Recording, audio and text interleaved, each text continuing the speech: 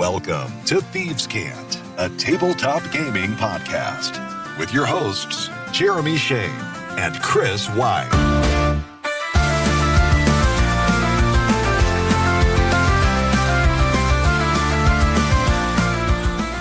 Welcome in and welcome back. It is Thieves' Cant, Monday, December 29th. I'm Jeremy Shane. And I'm Chris White.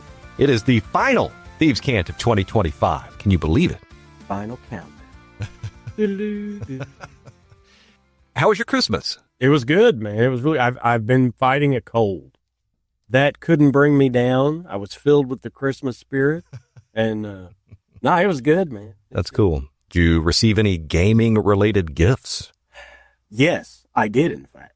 I got one of those, like, dice that has this spinny fidget thing on it. So it's like all the dice in one. Awesome. Cool. You'll have to check it out. And I got a DM screen that you can completely customize. Ooh. But best of all, I got a fully functional, sharp Glamdring, the faux hammer. That's right. I have Gandalf's sword right now. How did you come into possession of I'm this? telling you. Well, I might have dropped a hint in a little else here. But beside the point, I got it. Are you going to mount this thing? Huh? Are you going to mount it on the wall? I'm going to go out and I'm going to be Batman. I mean, there's going to be some justice. No, yeah, I'm going to mount it. I don't know. My wife's like, you could have it on the wall next to the bedroom.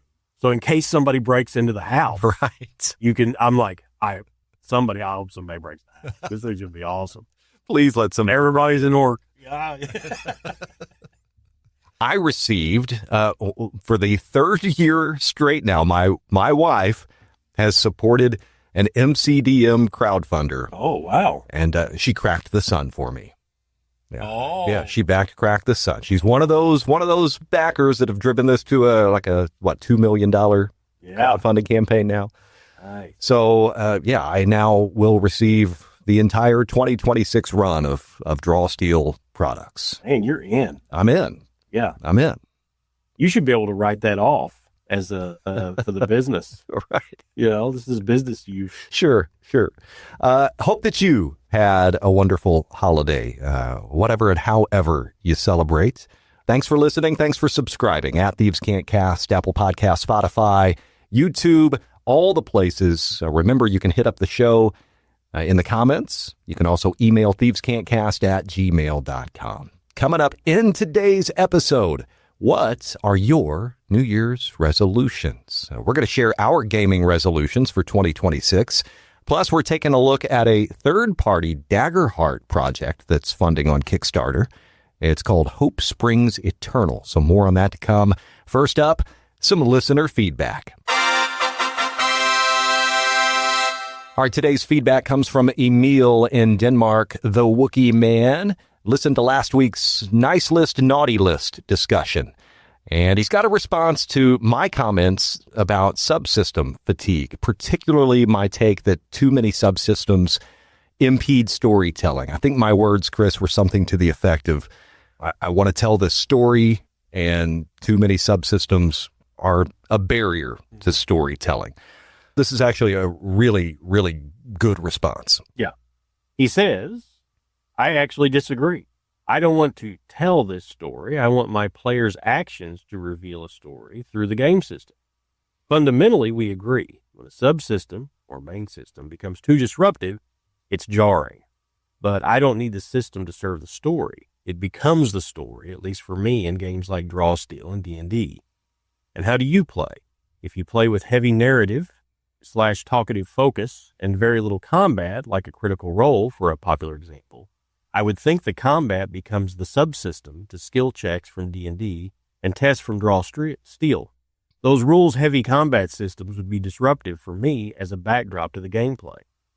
In Draw Steel, I look forward to getting more than one negotiation under my belt to see if that system is too disruptive. But so far, montages have been a great way to gamify roleplay, and it forces me to work scenes very differently as a director, putting us on a fast track to more action.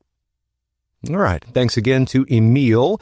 Great points all around. Yep. I think initially maybe there's a semantic disagreement here. Like whenever I said I want to tell this story, I don't mean that like I'm the storyteller everything is already set. You guys just kind of play through this. I agree that the story emerges through gameplay.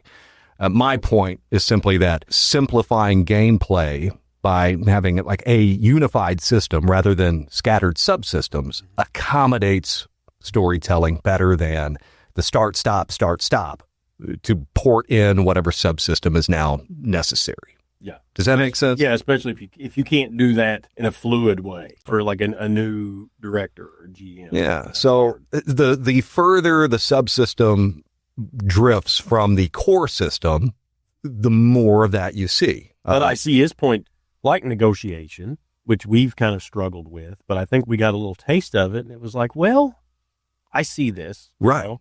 If you can integrate those things seamlessly, it does seem to work. There's one thing that he says here, that if you're playing D&D and it's a role play heavy campaign, it's going to be all skill checks, right? I mean, if you're playing the game normally. Right. Much more so than the combat rules. So at that point, yeah, combat becomes the subsystems. It's interesting to look at. It's just two different sides of the same coin. Sure. This is the sort of thing that I go in circles with, honestly.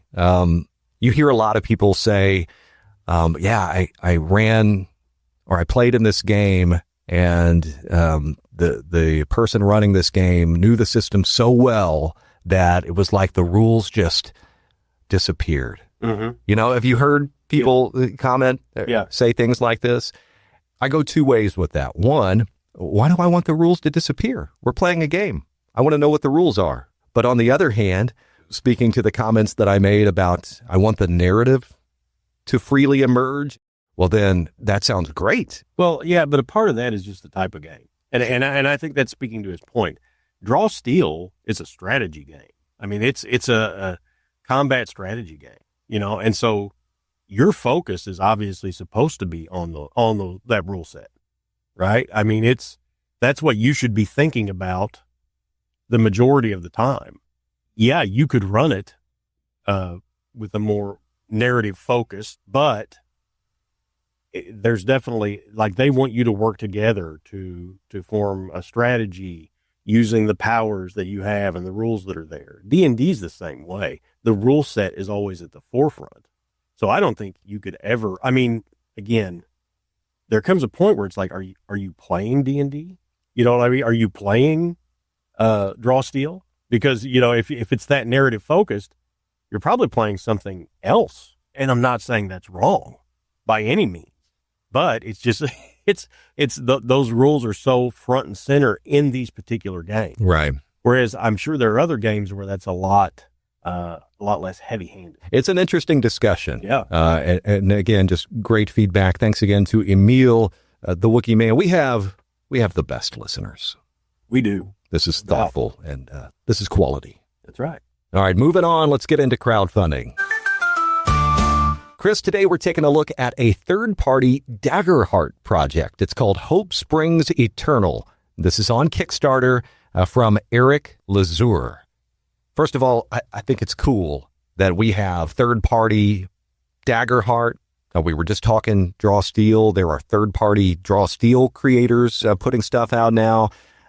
These communities are thriving. They are alive. It gives me, no pun intended, hope for our gaming future. So Hope Springs Eternal, what's it all about? A book of 5 campaign frames. Each campaign frame is then paired with a detailed location designed to anchor play. And then those locations are all decked out with factions and NPCs, conflicts, story hooks, creatures, rewards, ready to just drop into play. The frames are modular, so they can be run as standalone arcs. You could connect them into a larger story if you wanted to. All right, so I want to talk about each one of these campaign frames, okay? And we're going to play a little game, you and me, Chris. Okay. I'm gonna give you the name of each campaign frame, and you're going to tell me which one would make the best emo song title. All right. First one is called The Eternal Song. Now, this one is a mythic, culture-driven frame. The world is sustained by a legendary song created through heroic deeds. So it's kind of interesting. All right. All right, up next we have The Ever Rhyme. Okay. And that's R-I-M-E, like the frost. A survival-focused frame set against an unforgiving, frozen environment where nature itself is the antagonist. The third one is called The Final Curtain. All right? Okay. This is an intimate, character-forward frame. This might be my favorite pitch, about escorting a dying loved one or mentor on their final journey. Okay. The fourth one, Gutter Punk Rhapsody. Wow. Yeah. It's a gritty, urban frame set in a decaying, oppressive city filled with corruption and social unrest. And finally, Poisoned Roots. That'll round it out. A tense political frame focused on authoritarian powers, systemic oppression, and resistance. So, again, we've got the Eternal Song, the Ever Rhyme, the Final Curtain, Gutter Punk Rhapsody, and Poisoned Roots. If you're going to write an emo song, which title are you selecting? Well, I am actually effectively an authority on this subject because when buying a Christmas present for my daughter, I had to go to Hot Topic. So I am going to be correct about this. Okay. I have immersed myself in the culture. So how do I not say Gutter Punk Rhapsody? It's got to be. Wow. That's it. I mean, these are all interesting. Oh, for real? Yeah, I would like to play through any of them, I think. I like this kind of product a lot. Yeah. This might be my favorite type of product. Yeah. One of my all-time favorites is Coffin Rock for Deadlands Reloaded. It's one of my go-to, or one of my all-time favorite pieces on my gaming shelf. It's just a 32, 34 page setting. And yeah, it's not an adventure on rails. It's just, hey, here's a location. Here are the people. Here are some things that they're up to, maybe some problems that they have. And it's like a little mini sandbox. And that's what each of these sounds like. It's like a mini sandbox. Each one of them has a location with NPCs and all this cool stuff. Let the players bounce off of these things. Yeah, they look interesting. So, and I'm with you. It's great to see some third-party stuff coming in for these games. Absolutely. 9 days left to fund on Kickstarter. Looks like PDFs go out in February. Books are supposed to ship, I think, by April. So a pretty early 2026 fulfillment if this is one you decide to jump on, if you're a Daggerheart fan. All right. That's crowdfunding. We move on to our main discussion. Today, we're making gaming resolutions. As we wrap up 2025 and look ahead to the year that is to come, we've got some things that we need to work on. We're going to make some changes. That's right. And you need to make some changes. I keep hearing this from so many people. Yeah, absolutely. So I've got a list of 3. Okay. Have you prepared your resolutions? It's more of a off the cuff type of thing for me, as usual. So, yeah. Okay. Fine. Are you want me to get us started then? Yeah, go ahead. The obvious place to start, I've got to ask myself, what games do you want to run this year? I want to run a free league game. Yeah. Finally. Yeah. I love the Year Zero engine on paper. I want to see what it's all about. I want to run a free league game. I want to run more Call of Cthulhu. Oh, I want to go back to Call of Cthulhu. We had our long play through Masks of Nyarlathotep a few years back, and it's been a while since I've delved back into Call of Cthulhu. So I've toyed in my mind with maybe pulling my parents up to the game table, running some Call of Cthulhu for mom and dad. I think they might dig it. So maybe that'd be the way to go this year sometime. So that's my first resolution. Thinking about the games I want to play, that I need to be intentional about. My first one would be similar. I do want to get back to the 5th edition campaign that we were doing. There's still a lot of story there that needs to be told. Yeah, and just to, let you, the listener, know what Chris's campaign looks like, it's pretty cool. Every party member we've created multiple characters, and to go along with those multiple characters, there are multiple narrative branches. Right. And so we are exploring different parts of the setting through the eyes of different characters at different times. Yeah, the party's divided and going in very different directions. And so I would like to get back into that at some point. Also, the Castles and Crusades, I think I'm still going to go forward with that. So that'll be run for some very new players who are not that familiar with these games in general. Hey, that in itself could make an excellent gaming resolution. Introduce new players to the hobby. Right. Yeah, always. It's fun, right? So when you find something good, you want to share it with people. Sure. So that's, as far as running things, that's my big one. My next resolution, I'm going to undergo a cleanse. Now, lots of people will be undergoing cleanses starting in January, right? So I am going to do an analog cleanse, getting back to what attracted me to the hobby in the first place, which is spending time with my physical books, writing things down by hand. Yeah, you've kind of talked about that before. Right. Yeah. This kind of stems from a conversation we've had in the last couple of months on the podcast. I spend too much time in front of a screen in my day-to-day life, and when it comes time for play, I don't want that, which means also limiting myself, like understanding that if I am going to go analog, well, then these are the options that I have. You want to join me on this analog cleanse? No, absolutely not. If you want to join me on this analog cleanse, I am looking for others to, start the revolution. I'm still clinging to dice. I do like dice. Yeah. So I'm holding on to that. But I'd like to throw my pen and paper away. I like your room. Yeah. But I want to erase holes into my character sheet. I want this to be a living document, a record of my experiences. It is cool to go back in a drawer and find an old character sheet, isn't it? It is. Yeah. Yeah. I do get that. I get the appeal.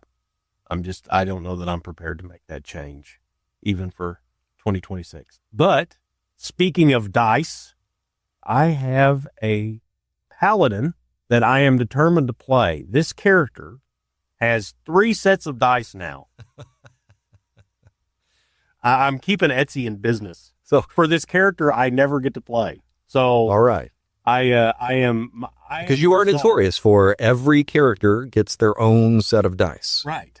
Right. I mean, and this one has 3. Thematic, right? Yeah, exactly. This one has, well, of course, right? I mean, you're going to roll with advantage sometimes. One of those sets is exclusively D8s because I'm going to need them. Right. All that smiting. Yeah. This also 2024 focused, which is sort of a new thing to me too. I want to play a 2024 paladin. It's a sorcerer. Let's be honest. It's a paladin sorcerer. Okay, fine. Yes. But I want to play that out. So that is my goal this year, to make that happen at some point. That's very specific, but it's on my list. Specific is fine, and that actually leads nicely into my next resolution. I've been tinkering with my homebrew setting for a couple summers now, mainly just like big idea stuff, so it's nowhere near a playable state. Like I wouldn't be able to get a group around the table and run this setting right now. So if that's ever going to happen, the thought has occurred to me, I need to get more specific. I need to continue thinking about big ideas. You need those things. Right. But at some point in time, you've just got to focus in and create something specific. You need to create an experience for players, correct? So this actually ties in nicely to the conversation about those Daggerheart, Hope Springs Eternal campaign frames, or the Coffin Rock scenario for Deadlands Reloaded that I brought up. This year, I want to actually flesh out a specific location for this campaign with all the NPCs, all the secrets, all the things that are happening, all of those things that a group of players can bounce off of and interact with. Ultimately, that can feed back into big picture ideas. Yeah. Right? You can kind of set up this creative loop. You discover more about your own setting than you ever could without having players interact with some of the things that you set up. Right. It becomes a living world. So that is my third and final gaming resolution. It's time to get specific and create something playable in my homebrew setting. That's a good one. So maybe by 2027, in the games I want to run, it will feature my setting. Your setting. Yeah. What game system are you going to use for your setting? That is still to be determined. Yeah. Maybe, all right, here's a bonus resolution. I didn't expect this one, but here we are. Okay. This year, I will also figure out which system I want to use for this setting. Yeah. Because that's an important choice to make. It is. That determines a lot. If you go back to Wookie Man's comments, that system means a lot. It's not something I'll take lightly. That feeds really well into my last one, if you will. My last resolution, I believe, is going to be that I'm going to try to be more open-minded about other games, which I think we've been doing a pretty good job with. But, I mean, let's be honest. I've been a D&D guy forever. D&D is a lot different now than it used to be. But, I want to, branch out, play some different things, but also just be open-minded to the fact that other games are legitimate. They count for something, so I'm growing as a person. And so as part of that, the resolution is just going to be to branch out and try to embrace other systems and see what else is out there. Broaden my horizons. Like you talked about freely. Yeah, I want to see what that's about. I want to see what the system's about, and what's the appeal. There's a lot of games out there like Shadow Dark that are very close to D&D. I want to know what's different. Why is this so appealing to so many people? That they're leaving D&D and they're playing this. So, like I said, Castles and Crusades, it's sort of a D20 version of second edition. Yeah, that's how you've described it to me in the past. So those are all pretty simple. But then there are things I'd like to do that branch out. The game we're going to do is our next caper. 1,000-year-old vampire. 1,000-year-old vampire. Yeah, which is a solo journaling game that we're going to explore that together. Right. And you'll get to hear us play 1,000-year-old vampire, explore the rules, and create within that system. You couldn't get much further from a D&D type game than that, right? I don't think. Right. But I know there's fun to be had out there. So and we are in search. We are in search. That's right. All right. What are your gaming resolutions for the upcoming new year? We're going to throw that question out there once again this week. We'd love to know what your plans are. What are you going to play, or what are you going to do differently? What's your approach to gaming in 2026 going to be? And if you're not going to change anything, hey, you can tell us that too. Email thievescantcast@gmail.com. You can drop a note down in the comments below. While you're clicking around on things, of course, don't forget to subscribe. Don't forget to give us a 5-star review on your platform of choice. And I think that'll do it. Hey, we need to say thank you for an awesome 2025. Now, we started this show, Chris, back in March of this year. So we've got a 1-year anniversary coming up pretty soon. Yeah, so we didn't have a full 2025, but it was dang close. Yeah. And we've had a lot of fun. And we've got a great 2026 planned. Show is going to take on a slightly different form. We've mentioned to you in the past that we're switching our release schedule to a Monday through Friday schedule. You can expect those bonus Capers episodes as well whenever that show is in season. So it'll be a busy 2026 for Thieves Cant. Yeah, there's a constant evolution that's going on here. And I'm really thankful for the people that have been with us from the get-go and the great conversations we've had. And I think we've all grown. I mean, that was pretty good. That was deep. Yeah. Do you see this single tear? Is that what that is? That is. Okay. That is. I thought you had an eye infection. What's your... I think I caught your sickness. Oh, no. Hey, until next time, until next year, thanks for listening. Have a great week of life, of gaming. Happy New Year. Happy New Year. We will see you next time. It's been Thieves Cant. I'm Jeremy. And I'm Chris. So long. Thank you for listening to Thieves Cant. Email thievescantcast@gmail.com.